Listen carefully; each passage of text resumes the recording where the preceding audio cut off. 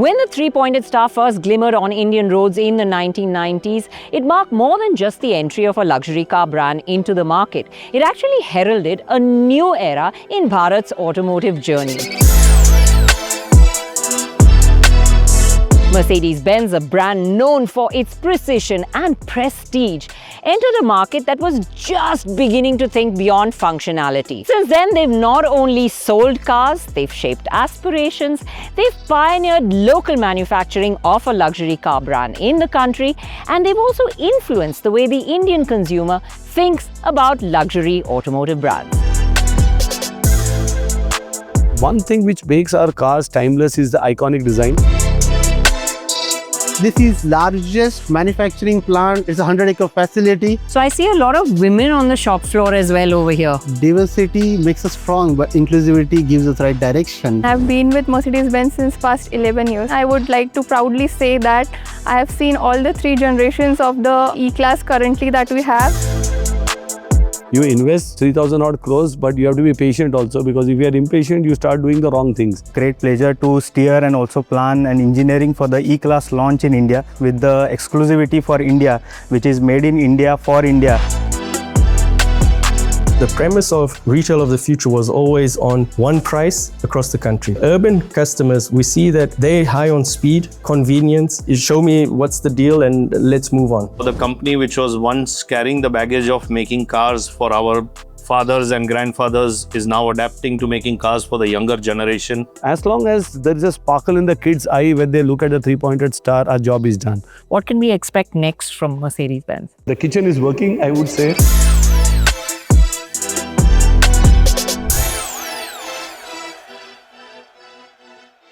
The story of Mercedes-Benz Bharat Journey began even before the 90s. In 1914, Rao Bahadur PC Muttu Chettiar purchased a Benz model 820 HP runabout Tourer from Benz and Say, Germany, founded by Carl Benz. This Benz may have been made a year or so earlier, but since the original invoice, which is still in the possession of the family, is dated February 6, 1914, technically, it would have been classified as a 1914 model. Amazingly, for over a century, this car has remained with the same family. That was probably the first car in the country, but it remained an aspirational mark amongst the royal families and celebrities alike. There is a rich history of Mercedes-Benz in India. In fact, each year, the brand holds a rally of the historic cars in the country, and the turnout is increasing year on year. Today, as India accelerates towards electric mobility and digital innovation, Mercedes-Benz stands at a fascinating crossroad, balancing their centuries-old legacy with a younger, new India.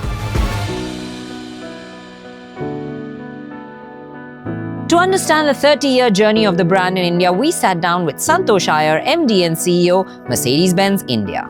Santosh, thank you for taking the time to speak with us today. The first Indian at the helm of a luxury car brand in India, that in itself is a story. So talk us through the 30 years of Mercedes in India and your journey as well with the company and getting here. Thanks, Renuka, for joining us here, and pleasure to always have you here. It's a long journey in India, and we were present even prior to the 30 years with some joint ventures, collaborations, decided to come into India. And let me say that in our joint venture with Tata's, when we came in and we set up the plant here, I think the first car was the W124. To some extent, a lot of ambitious plans, but I think quickly over a period of time realized that the market is different. The price points are different in this market. The market promised growth even in 94, but the growth will come at a different category. And then it was decided that let's be patient for growth. There were different experiments done at that point of time. But then it was also clear that we need to stand on our own here. So we got out of the other factory where we were with Tata Motors. Today JLR is being made there in Pune. And we came to this facility, which is the state of the art, in 2009. Setting up our entire manufacturing operations, including a paint shop and full-fledged body shop as well in this facility. From there on, there has been no looking back. The long wheelbase E-Class, I think a masterstroke for India. It was a large part of a rejuvenated interest in the brand as well. So if you see our structure of the sales that we have, 10% is entry and 25% is top end. So almost 60-65% is core. And when I say core segment, it is cars costing 60 lakhs to 1.4 odd crores. And E-Class fits in perfectly right in the center. So the car that we thought that would make the most ideal sense, because this car was available in China, but there was no right-hand drive. We have to do a lot of R&D to shift a left to a right-hand drive and then get this to India. So a lot of convincing was required, but I think today this car, is absolute leader. Overall, largest selling car in the luxury segment, the best selling car in that portfolio, also by a big far margin. So I think that's the core. We came to India with a E-Class, and I think that's why that is a special car for us as such. Yes. Absolutely. Let's go back a little bit, because you did say that the acceleration came after 2014 with the pressure of competition. So do you think that there was a certain level of complacency before, being actually the only sole luxury car brand in the country, and the focus on India was not so strong, and the focus on India accelerated post the competitive phase? I think two things happened together. One is new competition. When they came in, they also expanded the market. So the beauty of it was we didn't sell lesser. But the overall market grew, and that showed that there is much more potential. People have money in their pocket. They are ready to spend when given the right product offerings and options. So that was one part. We also came up with a completely new, fresh design language, appealing to a very different younger target group. We also didn't bow to competitive pressure, because I think where we were different, if you see, was the competition reduced prices. They came up with corporate editions, entry-level cars, a lot of volumes that came in with those car lines. But Mercedes-Benz stood to its ground, saying that we said no. If a customer in India buys a Mercedes-Benz, it should be the same worldwide. We will not get stripped down models. We will not compromise, and we were holding to our strategy. In fact, that paid us in the long run. Now, if you see, the mix is different. Kind of products that we sell are different. I think today, when you look back, I think we stuck to the stand. We were working on the brand, we were working on the product, and that's what's paid off for the success in India as well. For its products, Mercedes-Benz has a world-class manufacturing facility in Chakan, Pune that helps accelerate its growth. We met Venkatesh Kulkarni, Executive Director Operations, Mercedes-Benz India, to understand the evolution of manufacturing at the plant and how it has influenced plants around the globe. You're at the heart of the Made in India part of Mercedes-Benz. I'm sure you must have heard of the challenges that when the W124 was first made in the country. What was it like then? Have you heard the stories about the times before this plant came into existence? Definitely. I think it's really a pleasure to be here in the heart of the Mercedes-Benz. We had started E-Class production in India as a CKD model. Correct. That means 124 also had similar production status, right from a body shop to a paint shop to assembly hall. And 124, when we started, it was not our own facility. We were in the facility of Tata Motors, Telco, that point of time.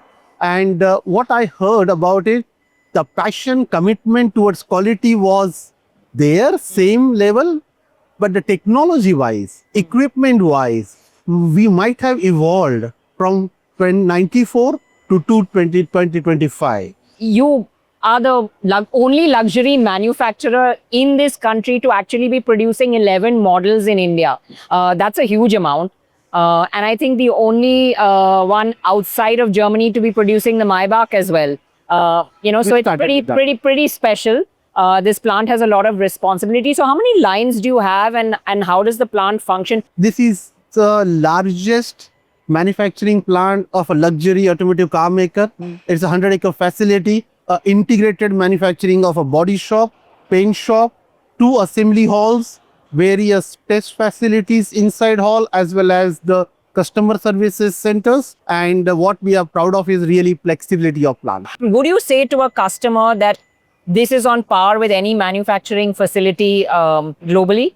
Yes, any Mercedes-Benz car produced in this manufacturing facility is at par with the global standards of our quality of Mercedes-Benz in a manufacturing processes, as well as the quality processes, not only in our plant, but also the part which we get from our external suppliers as well. We have a quality forums, we have a quality initiatives, we have a quality governance mechanisms together with suppliers.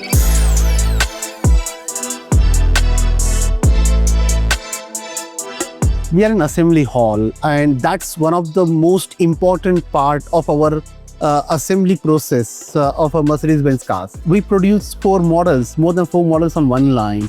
We have EV vehicles or ICE vehicles. We can produce sequence-wise different vehicles, and these assembly lines are capable to produce those vehicles. So I see a lot of women on the shop floor as well over here. Yes, I think that's a change from last few years, which we are really happy about, that we are able to contribute back to society by this small step. Diversity makes us strong, but inclusivity gives us right direction. Yeah. And with this Women on Shop Floor initiative, we did not even strengthen our diversity on the top management level, but also from the shop floor level.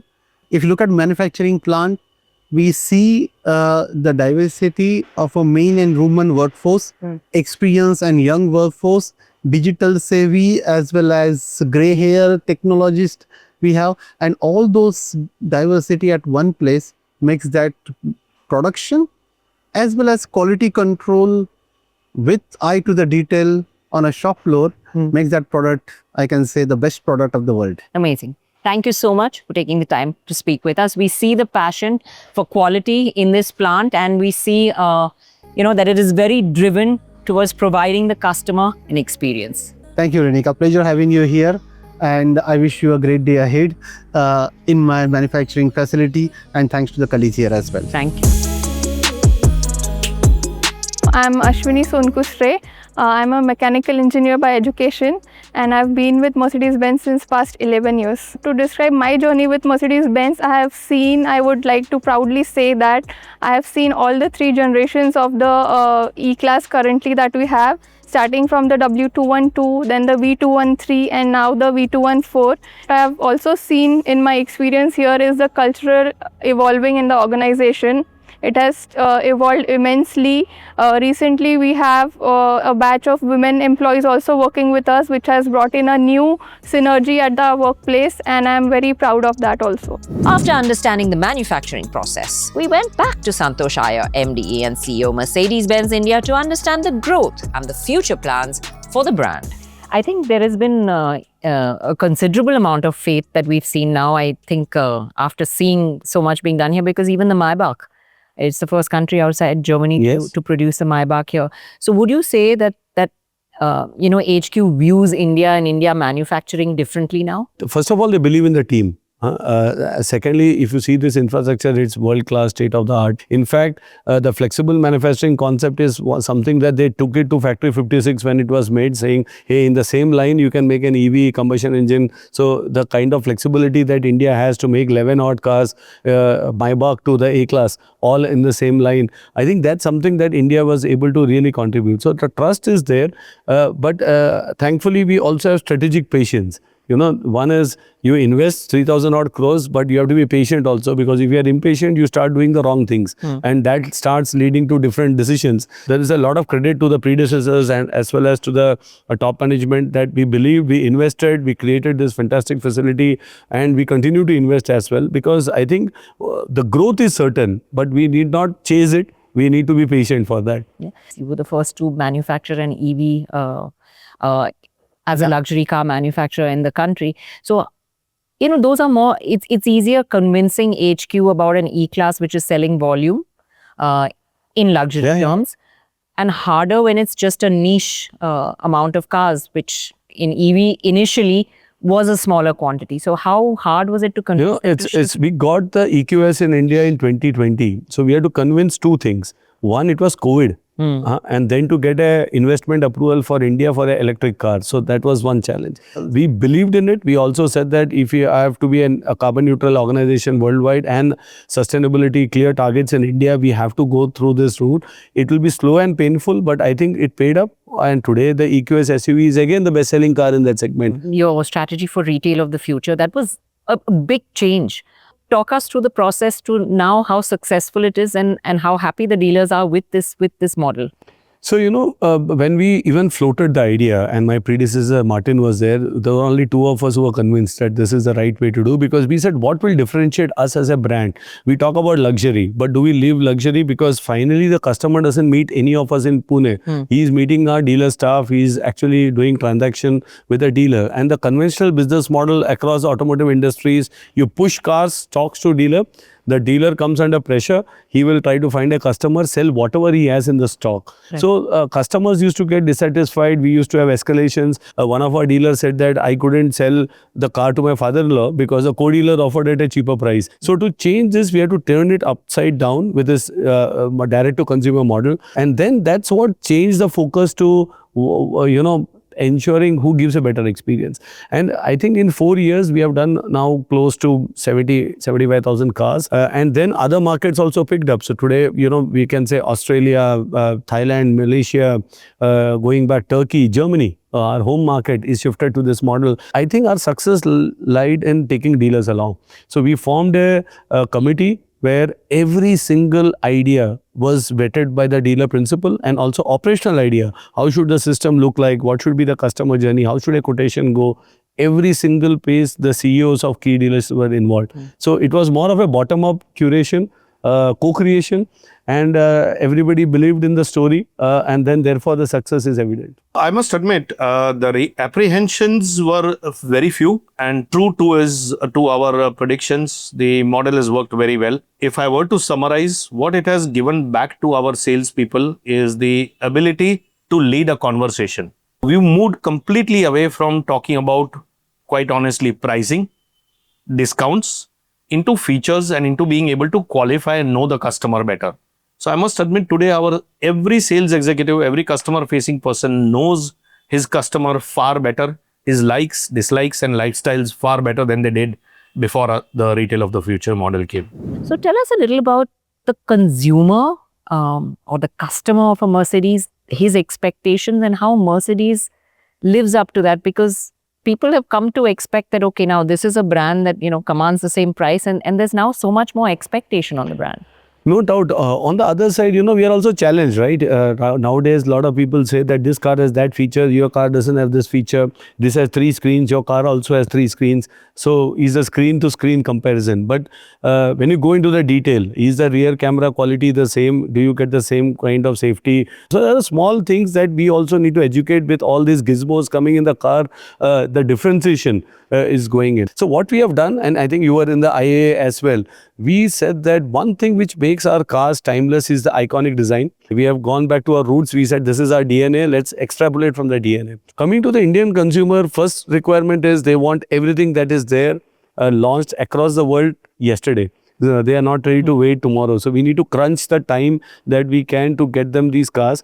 They want to individualize. That's another big trend in our customers. They know 2G should look the same. No 2 Maybach can be. They are ready to spend on manufacturer options, colors, etc. So we need to cater to that set of aspirations. This is where I think the expectation of the Indian consumer from our brand is super high. How can we live up to that expectation when it comes to service, when it comes to cost of ownership, when it comes to the way we are able to get cars faster? So that's a continuous process. Apart from that, do you think that specialized consumer experiences are a part of a luxury brand's process? Because it's not only before they buy the car, it's once they've bought the car that experience has to continue, right? So we are looking at collaboration. I think that's one way, because the customer target groups are similar. We have a collaboration with IWC worldwide and in India as well, and so on and so forth. So that's one clear element. What can we do? The second is also driving getaways. We recently organized a trip to Bhutan. They paid 5.5 lakh rupees for a 6-day trip or driving our cars through Bhutan and back. I think as long as we are able to deliver to that expectation, do this, but we should be able to engage more and more consumers. So for once, I think a welcome policy change with the GST cuts. I think for luxury car manufacturers, it's also been a positive change. How has it affected Mercedes-Benz, and what do you see in the future with it?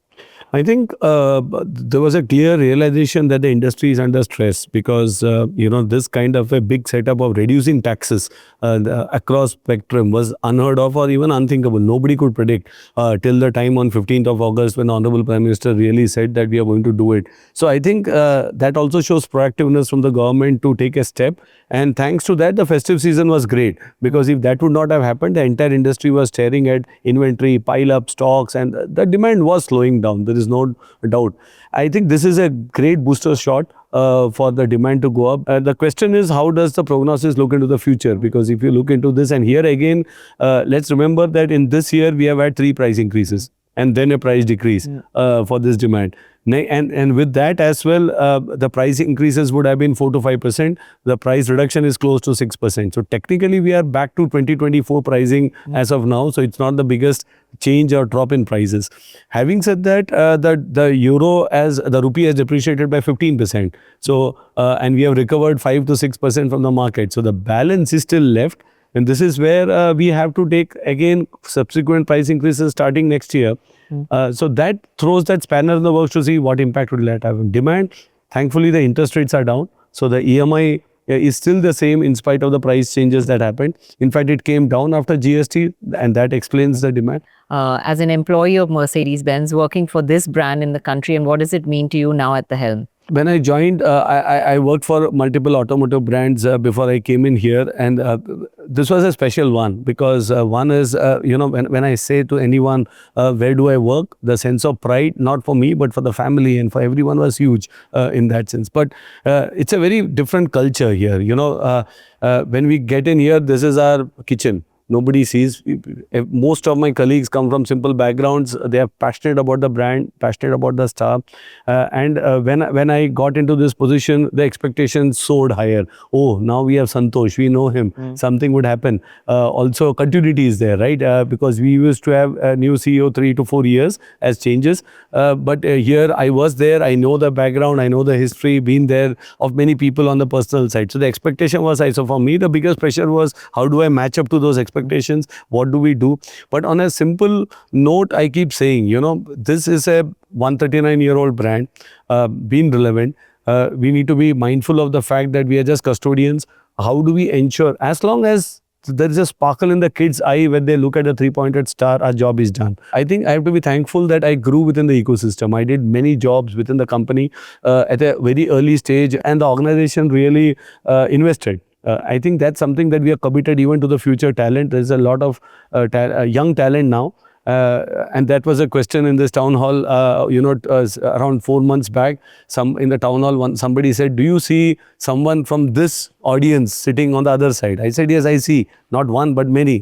Can they make it or not is different. So as long as I can facilitate that, I can open up the doors for a lot of people to work in other markets, come back, do certain things. I think that's something also a responsibility. Otherwise, generally we are again only looking at profitable growth, numbers, volume, projection of the market. But I think growing people, I think is a much bigger responsibility than some of the other things that I see. Yeah. Good afternoon. My name is Vishwas Gurav and I am working in Mercedes-Benz since last 14 years. By profession, I am a mechanical engineer. It has been pleasure to work with Mercedes-Benz India for all of the projects, and it's a great pleasure to steer and also plan and engineering for the E-Class launch in India, which is a unique product to the world because as a global supply chain product with the exclusivity for India, which is made in India for India. So it's a great pleasure to do a project management and engineering for that product. Marketing has been a strong suit of the Mercedes-Benz India brand. From Dream Days and Wishbox to Star Agility, they have championed new ways to bring young customers to the brand.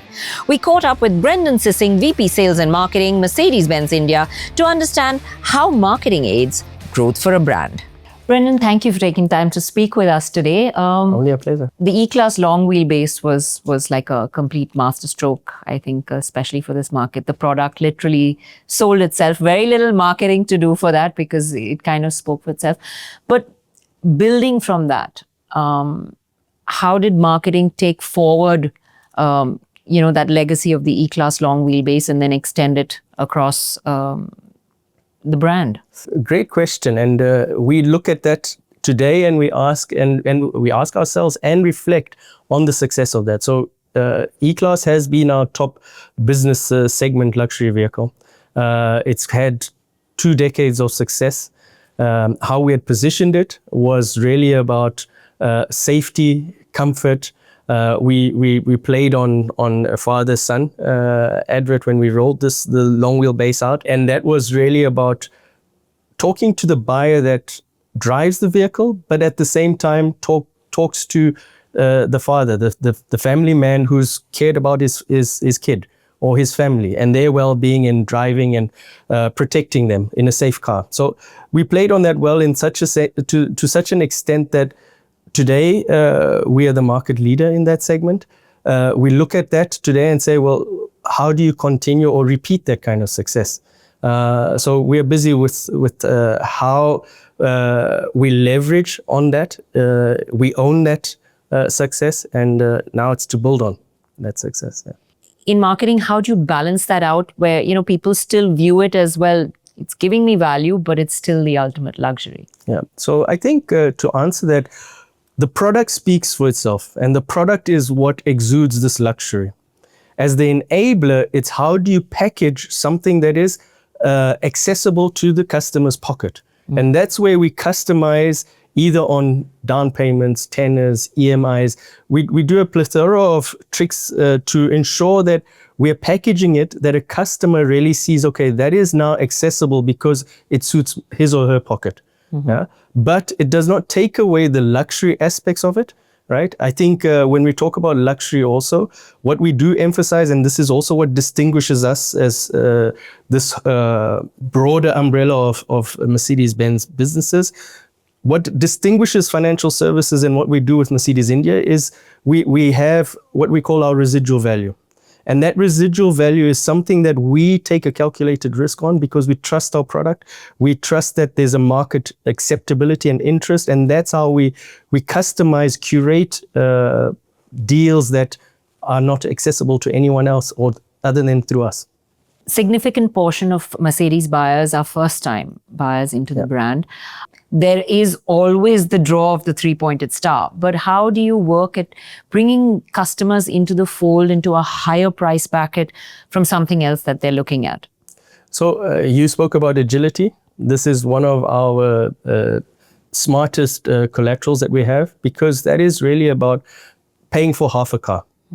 And paying for half a car means that what ordinarily would be a premium of or installment of 1 lakh, right, is halved. So that is already giving a touch point or an access entry point for customer.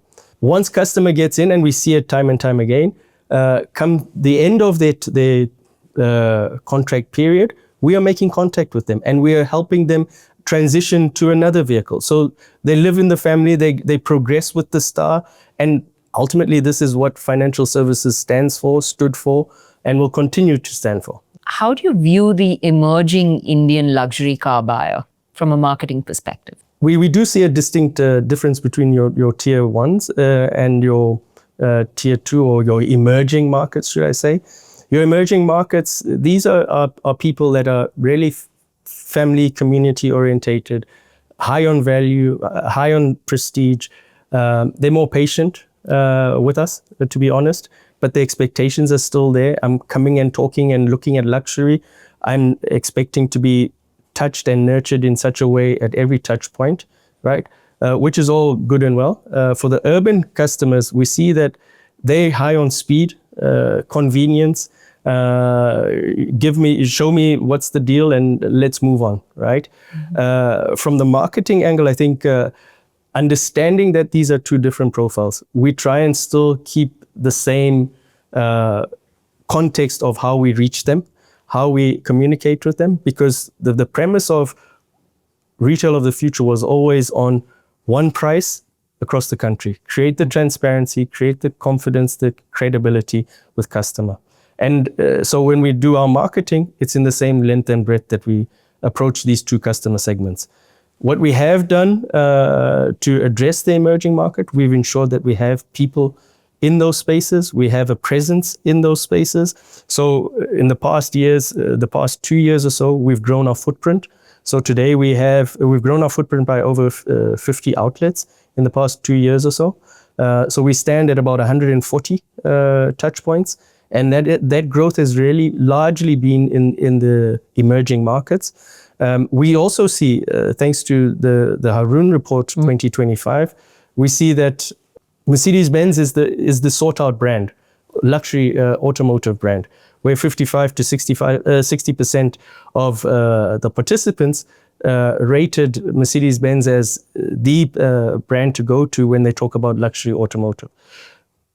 We leverage that, we look at that because we also understand through this report that your millionaires are actually coming from these emerging markets, such as Nagpur, Nashik. I think, yeah, residual value is a very important part for an Indian consumer. That's something they often consider when they're buying a car, so that makes a lot of sense to them. But what also makes sense to the Indian consumer is discounts, which you did away with Retail of the Future. And how difficult was that to market to customers? So I smile because actually understanding the Indian psyche, everyone is out to get a deal. Until today, everyone is still out to look for that deal. But what we had with the Retail of the Future, we had a promise to the customer and to our partners that what we do with the price approach is about giving transparency and credibility to what we are doing. So through this transition, of course, customer had some angst or curiosity of and the partners for that matter, franchise partners, what does it really mean? But to the consumer and to both partners and consumer, should I say, we brought trust, transparency, that there was only one price.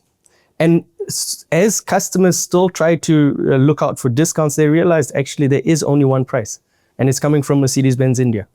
So gone are those days of customers shopping around looking for the best deal, because you go to one dealer and rest assured you should be getting that same price at any other of the shops. Yep. So luxury and you know, EVs, yes, because you want silence, you want refinement in the luxury segment. But in AMG, it's a little bit tougher, right? Because that's where people are looking for performance. So do you find Indian consumers taking to it, or do you think there's still time for them to break into this?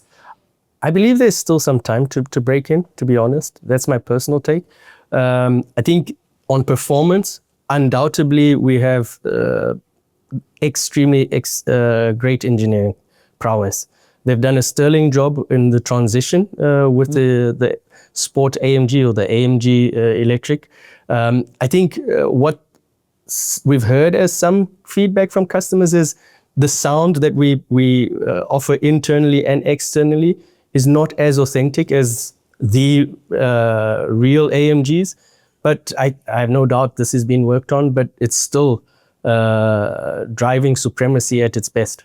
Raising the bar in communicating the brand for a brand that's already been established is strong. How difficult is that? And when you stepped into this role, how did you plan to take it forward? So it's not easy, I have to say. Looking at the strength of what we've got and saying, okay, well, it's copy paste. No, the consumer's ever changing. Our product lineup is extensive, more than ever. And we still look at that and say, well, are we still able to access and offer what customers are seeking out? So it is quite a challenge. But what we are trying to do right now is we're trying to clearly segment our customers into so-called diamond that we've been following for the past 2 years. Our core product, our entry product lineup, and that is talking to the first-time buyers, new to luxury, new to Mercedes-Benz for that matter. Our core product lineup is the traditional C-Class, E-Class, etc. How we talk to these audiences, and then the top end where that is really the top echelon of aspiration and power, performance, everything that signifies the umbrella of Mercedes-Benz and its brands. Mercedes-Benz been holding top position for a while now. Does it sometimes make you complacent into marketing terms, or do you always stay on your feet? I think the industry at large, beyond India, is keeping us all on our toes. The industry has never seen the kind of transition that it's facing, that it's faced with today. So by virtue of the competitive forces outside of India is keeping us all on our toes. The dynamics of India and being this fast growth market with huge potential is keeping us also activated and wanting to have a stronger presence. The fact that we are number one is one thing, but I don't think that that's the driving force. I think it's how can we be as customer centric? How can we offer the aspirational product that our customers are seeking? And that's where we're rather centering our attention. We've spoken a lot about the past and the journey. Let's talk about a little bit about the future. You had a lot of firsts in this country, as we've discussed. What can we expect next from Mercedes-Benz? I think we will continue to differentiate us strongly. We are happy when we see anyone copying what we do. We feel that's one proof point to what we are doing. But I keep telling the team the differentiation is core in luxury as well as for us. So product, I think a lot will happen out of Germany and we have to make it relevant for India for sure. But I think for us, the expectation matching with the brand, I think that's where there's still a gap. I should be candid enough. There is still a gap. And here, I think culturally, as well as trying to work on processes and systems wherein we are much more accountable to the customer. What can we do? How can we really get that experience that the customer expects to deliver? Here, a lot of new initiatives will come. The kitchen is working, I would say. We will still, I think even in 26, we will continue to work on them to ensure how we can mitigate. So that's our key focus and we will set new benchmarks, I'm sure, next year and years moving forward. Thank you so much, Santosh, for taking time to speak to us. It's been great getting this insight into the world of Mercedes-Benz. And I hope, as viewers, you've enjoyed watching the story or the Bharat journey of Mercedes-Benz.